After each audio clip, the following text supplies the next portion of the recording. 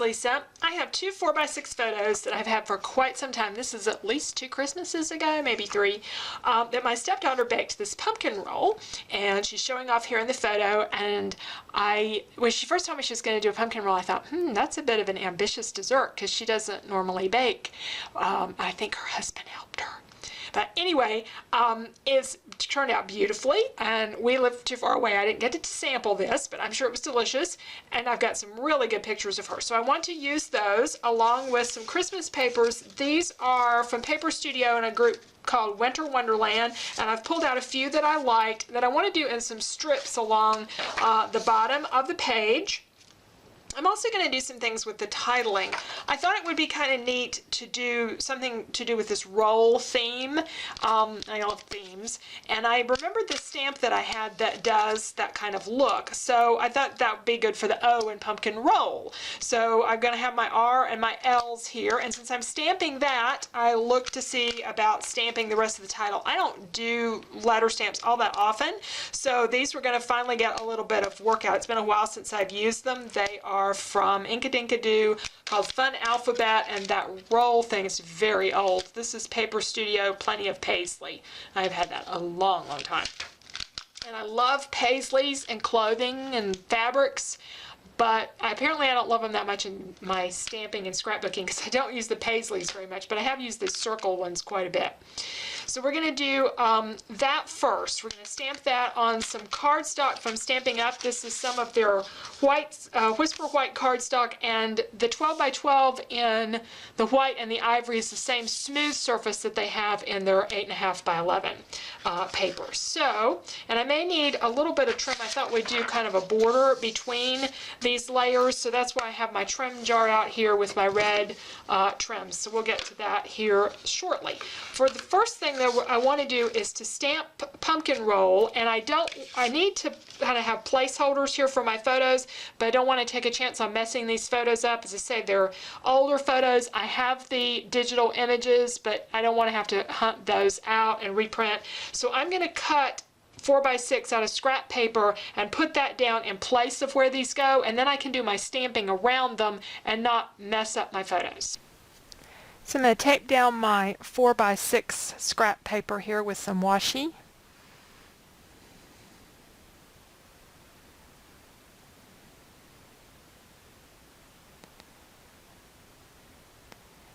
And then we'll go ahead and lay out all these stamps.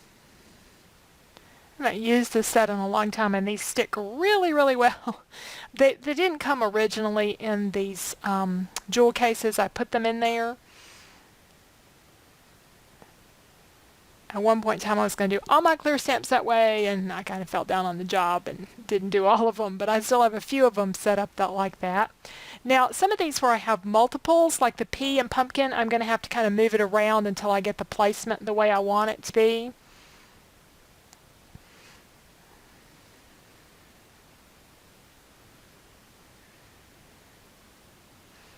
And this would have been a good time to have one of those Fiskars stamp things that have the little foamy feet on the bottom, but a stamp press I think they're called. I don't have one. So I'm just going to use my regular block. I had trouble getting that K to stick, and you're going to see what happens here in a minute. It should have been an indication that something's not laying flat and pressing good because it doesn't come out, and I end up having to go back and stamp those individually. But I still have the kind of the placement of everything. I'm using Potting Shed archival ink, since most of the other colors in the photo with the pumpkin roll are brown. So I do that instead of black. And oh, I'm sorry, my head's in the way there. Can't be helped getting those lined up really good over the kind of ghost images that I had.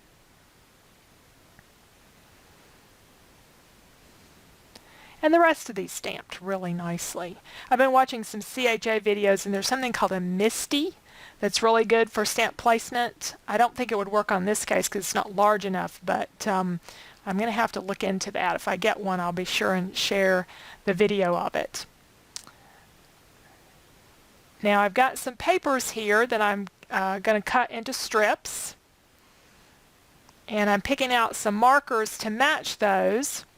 so that I can go ahead and color in the letters. Now, I don't do all the coloring on camera. You kind of get the idea. I'm just doing shades of green and red because that was mostly the colors that I had in my paper was green and red and brown, and I already had the brown stamping ink.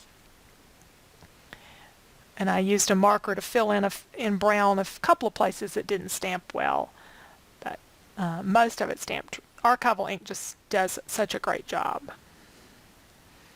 Alright, we've got that ready, and I am going to put those photos on there, but I think they need mats because there's quite a bit of white on that one on the right, and it's blending into the white background. So I'm going to go ahead and mat those in a moment. In the meantime, let's go ahead and place some of these strips, and I want them just sort of odd lengths. I don't want them to all be the same, kind of not like a brick pattern, but a little bit like that, so they just sort of alternate.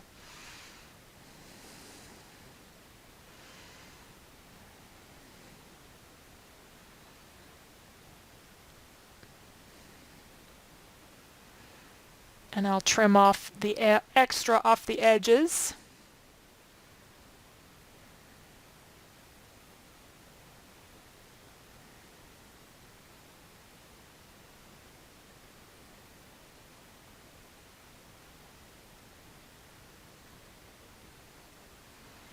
And I work really hard to put this one kind of in the middle so that ivy stuff will or holly stuff will show up, and ends up getting covered up by the photos. But it's you get a little bit of the color there, and you get to see lots of the other patterns.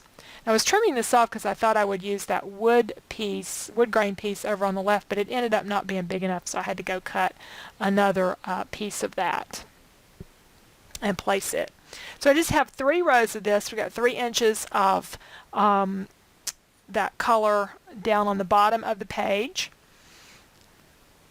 And then we're going to glue the white piece on and go ahead and mat those photos and put those in place. So I'm just kind of marking. I'm going to need to trim that white down a little bit. I chose a red cardstock mat.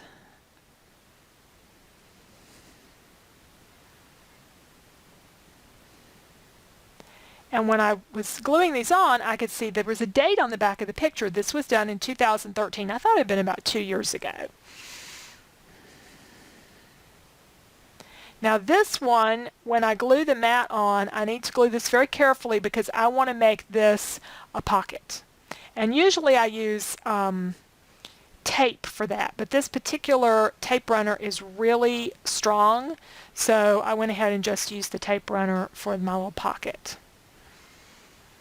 And I think some trim up there between the white and the brown is going to make the world of difference in how this page looks. And you could staple that. You could do a lot of different things. I tend to fold mine over and put masking tape, or excuse me, regular Scotch tape on the back. You could use washi if you wanted.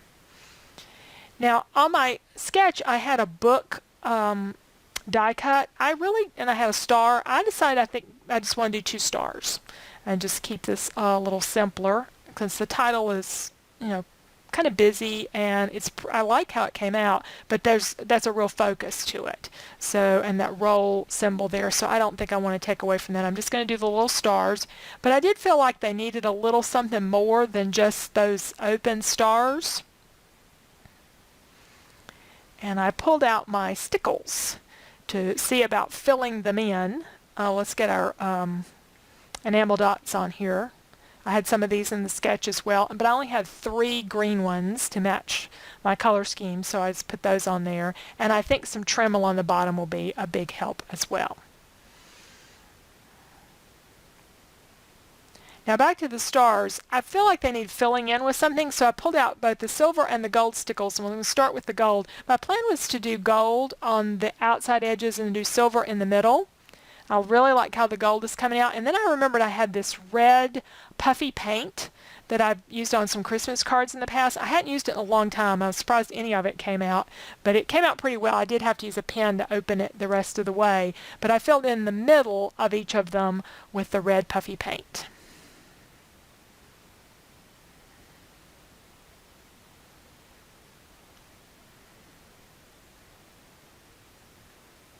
And we're going to do the same thing up at the top.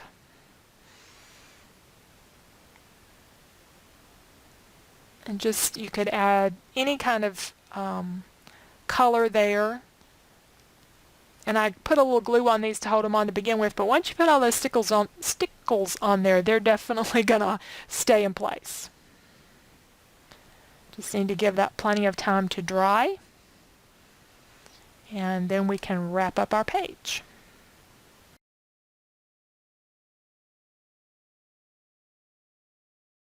I went ahead and added the year since I saw it on the back of the photos, and I knew that it was 2 years ago that these pictures were taken. And I'll kind of jog her memory too. She may remember, but I didn't for sure. So I found, for journaling, I found this journaling card out of a 6x6 pad from, I think, Simple Stories. And to make it fit, I went ahead and just glued it on a piece of white cardstock so it wouldn't go too far down in here, but I'd still have a little bit of that pretty border showing there, so she can pull that out and put her journaling on. So let's take a look at our sketch. So we did the stars instead of the book. Have our journaling tucked in, a stamped title. I wasn't able to angle it because I just had too big a word here, but I think it looks really good with the stamping. I was very pleased with how that came out. I didn't end up putting anything in the middle of the roll because it's, you know, kind of a light color there anyway of the cream filling. So. And I like how these came out. This one is prettier. This one I smudged the red a little bit. Okay, my video cut off on me there at the end, but here are the final page and some close-ups. Thank you so much for watching.